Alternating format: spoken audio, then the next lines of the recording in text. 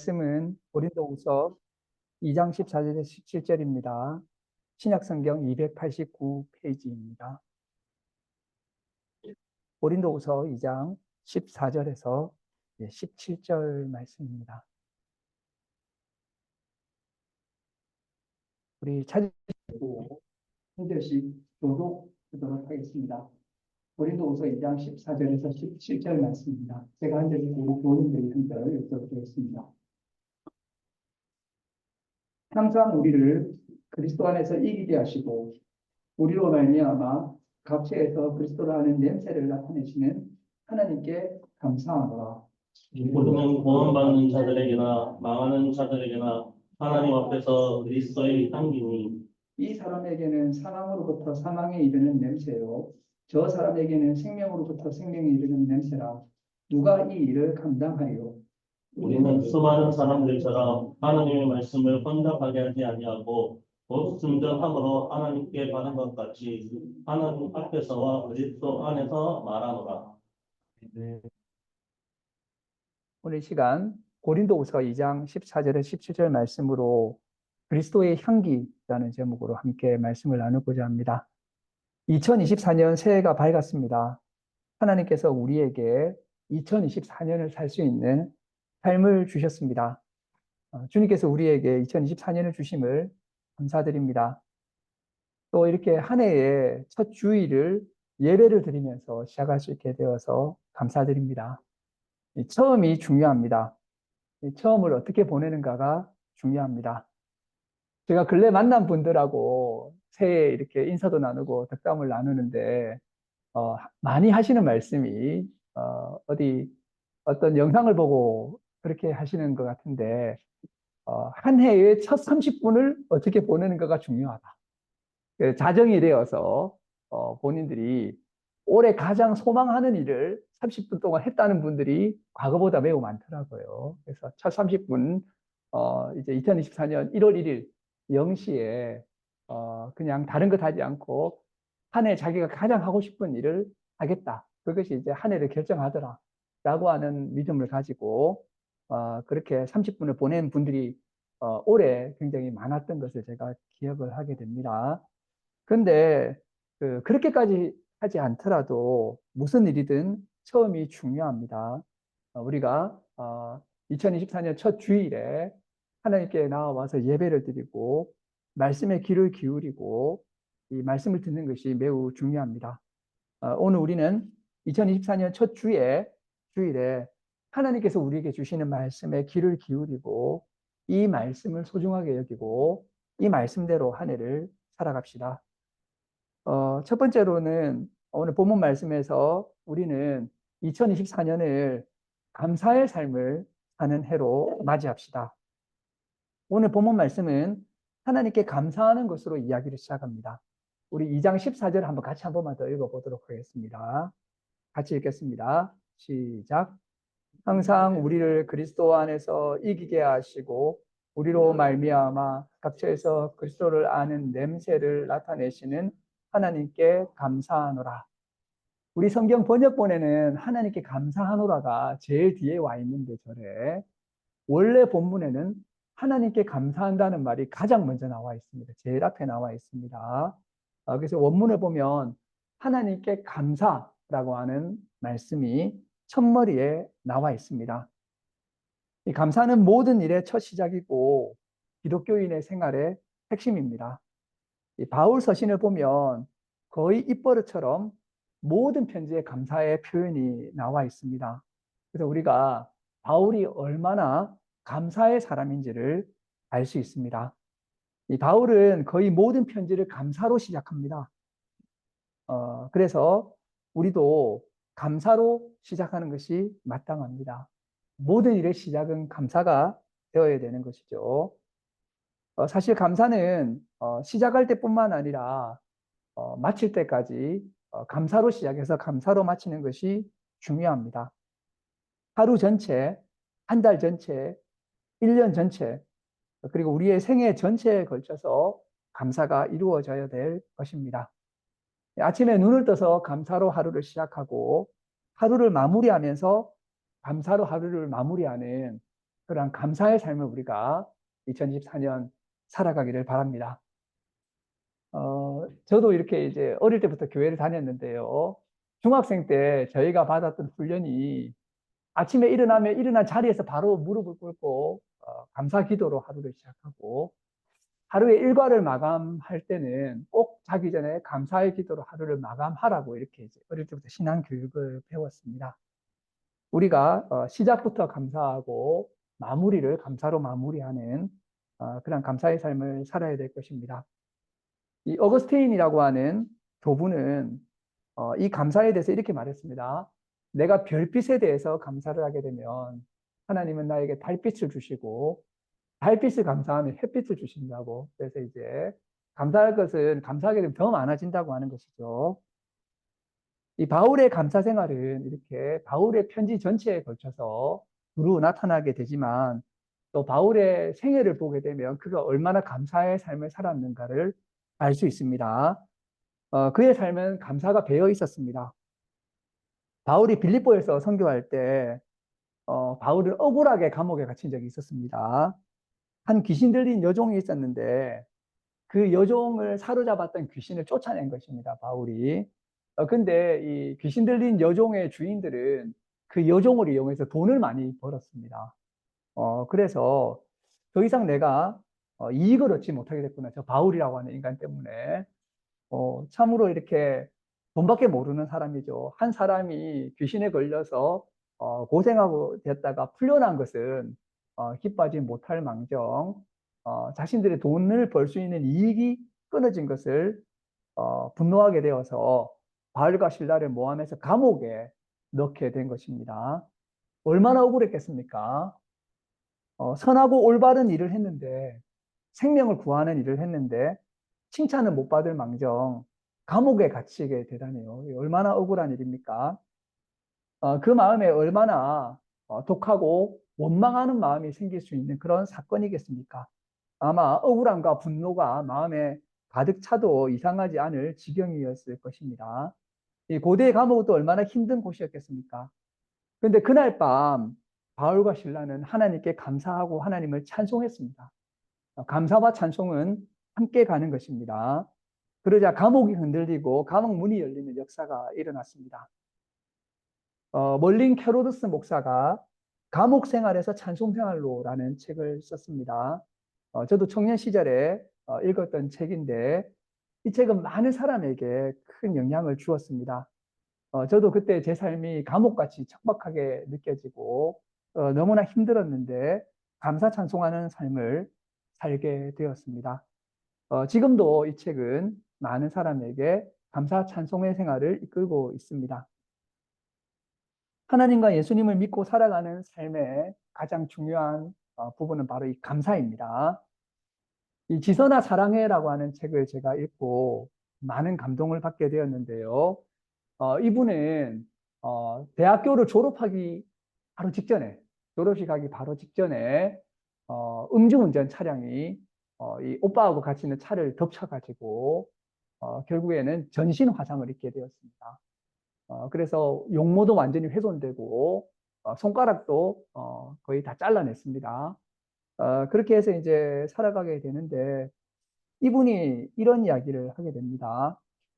얼마 동안은 물도 못 마셨는데 링거 투여를 받았는데 물을 마시게 되는 것이 너무 감사하다는 것입니다. 그리고 손가락을 까딱하는 것이 감사하고 손가락이 안 움직였는데 그리고 급기야는 이런 이야기를 했습니다. 아름다움을 잃어버리고 나는 숨을 쉬는 것을 감사하게 되었다. 이것이 이제 기독교인의 감사가 아닌가 생각이 됩니다. 우리가 이렇게 삶의 작은 부분들에 감사가 넘쳐나게 될 때 우리 2024년 바로 이런 감사의 삶으로 한 해를 살기를 주님의 이름으로 축원합니다. 두 번째로 2024년은 우리는 그리스도 안에서 승리하는 삶을 살아갑시다. 바울은 14절에 항상 우리를 그리스도 안에서 이기게 하시고 이런 말씀을 했습니다. 하나님은 승리의 하나님이십니다. 하나님은 이기게 하시는 하나님이십니다. 이것은 매우 중요한 말씀입니다. 하나님이 승리의 하나님이시고 우리를 그리스도 안에서 이기게 하신다는 이 말씀은 매우 중요합니다. 그래서 그리스도 안에 있으면 항상 승리하는 것이고 그리스도인의 삶은 승리의 삶입니다. 바울은 자신의 삶에서 그리스도 안에서의 승리가 가득하다고 말씀하고 있습니다. 오늘 말씀이 포함된 고린도후서 2장을 보게 되면 사실 바울이 얼마나 고생을 했는가를 알 수 있습니다. 바울은 원체 선교 사역을 하면서 많은 고생을 하신 분입니다. 이 고린도후서를 보게 되면 바울이 정말 얼마나 많이 고생을 했는지 가히 인간으로서 감당하기 힘든 고난을 겪은 사람이라는 사실을 알 수 있습니다. 세상에 이보다 더 고생한 사람을 우리가 발견하기 쉽지 않을 것이다 라는 생각이 들 정도로 이 바울은 매우 고생한 사람이었습니다. 당장 고린도후서 2장만 보더라도 바울이 자신의 사역을 놓고 큰 근심과 고통을 토로하고 있습니다. 2장 4절에는 이렇게 이야기하고 있습니다. 내가 마음에 큰 눌림과 걱정이 있어 많은 눈물로 너희에게 썼노니. 얼마나 많은 걱정이 있었고 얼마나 힘들었으면 바울과 같이 강력한 사람도 눌림과 걱정으로 눈물을 쏟아냈겠습니까? 우리도 살아가면서 눌릴 때도 있고 걱정할 때도 있고 눈물을 흘릴 때도 있습니다. 바울은 특히 선교 사역을 하는 일이었기 때문에 교회의 문제로 많은 고통을 받았습니다. 과거에 이제 목회하시는 목사님의 고백을 들어본 적이 있는데요. 이대로 눈을 감고 내일 아침에 눈으로 안 떴으면 좋겠다 이렇게 하시더라고요. 얼마나 힘들면 근데 꼭 목사님 뿐이시겠습니까? 많은 사람들이 살아가면서 이러한 고난과 고통과 눈물을 겪을 것입니다. 가정생활을 하면서도 그러한 눌림과 걱정과 눈물이 있을 수 있습니다. 부부가 한평생을 살아가는 것이 쉬운 일만은 아닙니다. 철학자가 이런 이야기를 했죠. 항상 함께 살아가는 것은 보통 일이 아니다. 이렇게 이야기를 했습니다. 부부 간에도 정말 많은 눌림과 걱정과 또 눈물이 있을 수가 있습니다. 자녀를 키우는 것도 마찬가지죠. 얼마나 많은 부모님들이 자녀 때문에 눌리고 걱정이 되고 눈물을 쏟겠습니까? 직장 생활도 쉽지 않습니다. 또 뜻있고 좋은 일을 할 때도 그 좋은 일 가운데도 갈등이 있고 근심이 있고 아픔이 있습니다. 교회를 세우고 함께 신앙생활을 하면서도 눌림과 걱정과 눈물이 있을 수 있습니다. 바울도 이러한 상황을 누구보다도 많이 겪은 분이었습니다. 그런데 바울이 이렇게 고백하고 있습니다. 그리스도 안에서 이기게 하시는 하나님. 나의 하나님은 그리스도 안에서 나를 이기게 하시는 하나님이시다. 하나님이 승리자이시고 예수 그리스도가 승리자이시기 때문에 신앙인의 삶은 이런 모든 어려움을 이기고 승리의 삶을 산다고 이야기하고 있습니다. 이 독일에 블루마르트 목사님이 계셨는데요. 한 귀신 들린 여성을 그 귀신을 쫓아내는 그런 일을 행하셨습니다. 그 귀신 들린 여자가 이렇게 귀신에 들려 있다 쫓겨날 때 입으로 이렇게 발설한 내용이 있습니다. 예수는 승리자다 이렇게 이야기하면서 귀신이 예수는 승리자다 이렇게 이제 발설하면서 귀신이 쫓아나가지는 그 경험을 하시고 엄청난 충격을 받게 된 것이죠. 본인도 목회자 본인도 여기에서 예수는 승리자라고 하는 고백이 매우 중요합니다. 하나님은 우리를 그리스도 안에서 이기게 하시고 승리하게 하시는 분이십니다. 여기서 이긴다고 하시는 말씀은 드리안 부요온티라고 하는 말씀인데요. 이것은 개선 행렬에 참여하게 됩니다. 우리 전쟁을 마치고 전쟁 끝나고 나서 시가지의 개선 행렬을 하는 광경을 한번 생각해 보시면 되겠습니다. 예수 그리스도께서 개선 장군으로서 앞장서 가시고 모든 이들이 그 뒤를 개선 행렬에 따라가는 그러한 광경을 염두에 두고 있다라고 보시면 되겠습니다. 기독교인들은 이 전쟁이 끝나고 궁극적으로 승리하는 이런 승리의 희망을 가진 존재입니다. 교회 여러분은 이러한 승리의 희망이 있으십니까? 우리는 세상 사람들이 기독교인을 볼 때 제일 이상한 것이 왜 희망이 있는가라고 느낄 때라고 믿습니다. 너희들은 다르다. 왜 다르냐고. 너희는 왜 희망적이지? 왜 늘 희망이 있냐? 사실은 세상은 비극이고 세상은 무의미고 절망이라고 생각되는데 기독교인들에게는 바로 이러한 희망이 있다는 것입니다. 전쟁의 과정은 고됩니다. 기독교인의 삶은 사탄과의 전쟁이고 영적 전쟁이고 불의와의 전쟁입니다. 이 전쟁은 힘이 듭니다. 전쟁에서는 많은 것들이 열악하고 괴롭습니다. 그러나 개선 장군과 함께 시가지를 들어갈 때 모든 고난을 시킨 듯이 사라지게 되고 고생은 보람으로 남게 되는 것을 보게 됩니다. 성도는 마지막이 이러할 것이라는 것을 희망하는 희망의 사람입니다. 신앙이 깊어질수록 희망도 강해집니다. 희망을 끝까지 붙들고 살아가는 것이 바로 신앙인입니다. 그래 제가 아는 선생님과 말씀을 나눌 때 본인은 비극이 가장 현실적이고 가장 세상을 볼 때 맞는 거라고 생각하시는데 제가 희망을 이야기하니까 조금 이렇게 생뚱맞다고 하시더라고요. 그러나 이제 우리 성도들에게는 바로 이러한 희망이 있는 것이죠. 저는 바울이 묵시 종말론적인 신앙을 가진 분이라고 굳게 확신합니다. 이 묵시 종말론이란 무엇입니까? 지금은 어렵고 고난의 상황 가운데 있었고 말도 안 되는 불의한 상황 가운데 있을지라도 하나님이 궁극적으로 승리하신다는 것을 굳게 믿는 희망이 바로 묵시 문학입니다. 묵시는 절망 가운데 살아가야 되는 사람들이 붙잡는 희망입니다. 저는 우리 예수 믿고 제일 좋은 것이 저에게 희망을 가르쳐줘서 좋습니다. 어떠한 절망적인 상황 가운데서도 우리 신앙인들이 이 희망을 붙들고 희망을 배우고 궁극적으로 해피엔딩으로 끝난다고 하는 사실을 끝까지 붙들고 살아가는 사람이 신앙인이라고 믿습니다. 우리 2024년은 바로 이러한 승리의 희망을 놓지 말고 궁극적으로 하나님이 승리하신다는 이 믿음 속에서 우리가 2024년을 살아가시기를 주님의 이름으로 축원합니다. 네. 마지막으로 2024년을 우리는 그리스도의 향기로 살아갑시다. 오늘 본문 고린도후서 2장 1절에서 16절 가운데 특별히 이제 14절에서 16절을 우리 한 번만 더 읽도록 하겠습니다. 14절에서 16절 같이 읽도록 하겠습니다. 시작. 항상 우리를 그리스도 안에서 이기게 하시고 우리로 말미암아 각처에서 그리스도를 아는 냄새를 나타내시는 하나님께 감사하노라. 우리는 구원받는 자들에게나 망하는 자들에게나 하나님 앞에서 그리스도의 향기니 이 사람에게는 사망으로부터 사망에 이르는 냄새요 저 사람에게는 생명으로부터 생명에 이르는 냄새니 누가 이 일을 감당하리요. 그리스도의 향기는 두 가지로 나눌 수가 있습니다. 한 가지는 지혜와 지식의 향기이고 한 가지는 생명과 살림의 향기입니다. 하나님은 우리를 통해서 각처에서 그리스도를 아는 냄새를 나타내십니다. 우리에게는 냄새가 납니다. 그리고 냄새가 나야 됩니다.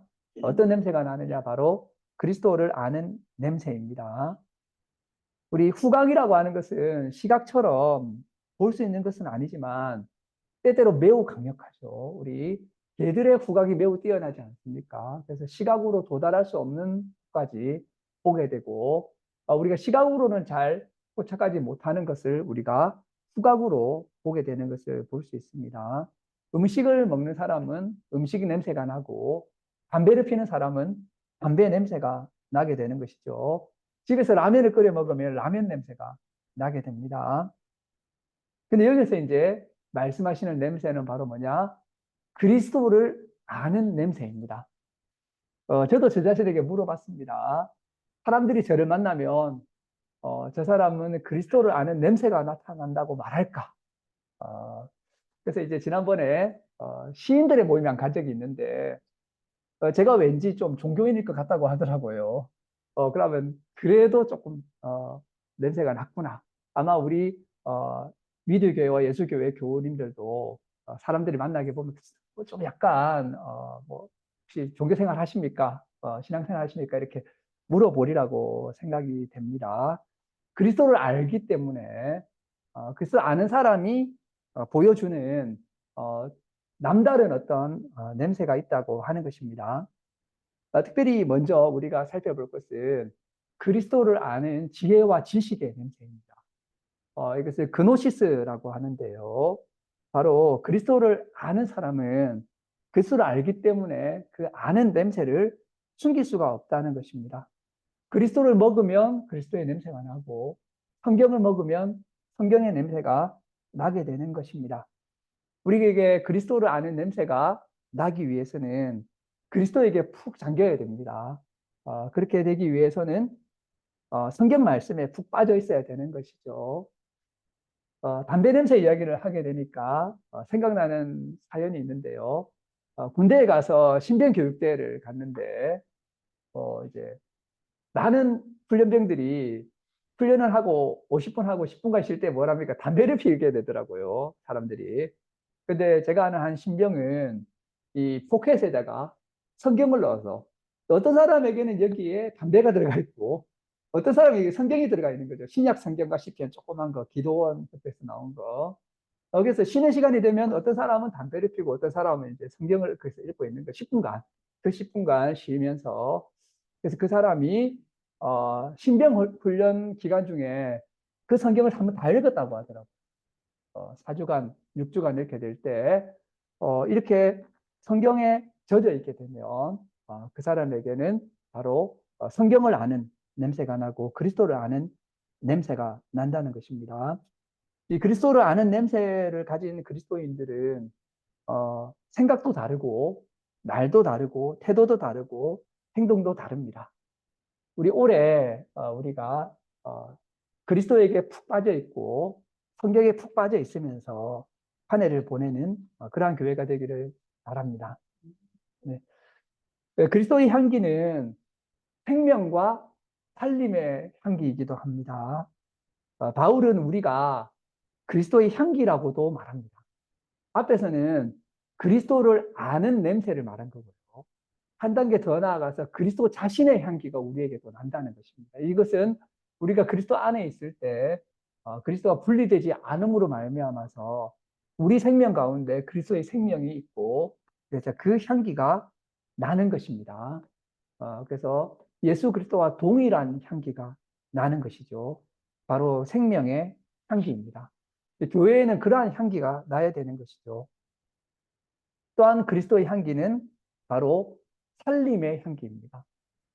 생명은 내가 사는 것이고 살림은 남을 살리는 것입니다. 그리스도의 향기는 십자가의 희생의 죽음으로 타인을 살리는 향기입니다. 십자가의 죽음으로 다른 사람의 죄를 짊어지고 하나님께 대신 죽음으로써 그 하나님께 올려드리는 가장 아름다운 향기이고 최고의 경지입니다. 최고의 경지는 바로 다른 사람을 위해서 희생해서 그리스도처럼 되는 바로 그러한 경지입니다. 이 세상에서 제일 아름다운 것이 무엇일까요? 좋고 아름다운 모습이 있지만 타인을 위해서 희생하는, 타인을 위해서 십자가를 지는 모습에 가장 큰 감동과 아름다움을 느끼지 않을까요? 하나님께서는 재물이 죽는 것을 귀중하게 여기시고 그 재물의 희생을 극량하시는 것을 보게 됩니다. 우리가 그 예수 그리스도의 십자가의 죽음 잊지 못해가지고 2000년도 넘게 모여서 예배를 드리고 주님을 기리는 것이죠. 바로 예수 그리스도의 십자가의 향기야말로 사람을 살리고 인류를 구원하는 가장 아름다운 향기이고 우리도 그 예수 그리스도의 향기를 낼 수 있는 사람으로 2024년을 살아야 될 것입니다. 네, 결론적으로 말씀드립니다. 우리가 2024년은 감사하는 한 해로 살아갑시다. 우리 1월 첫 주부터 감사해서 마지막 주까지 우리가 한 해를 돌아보았을 때 내 삶에 감사가 넘쳐나고 감사로 풍성한 한 해를 살아갑시다. 2024년은 승리하는 한 해로 살아갑시다.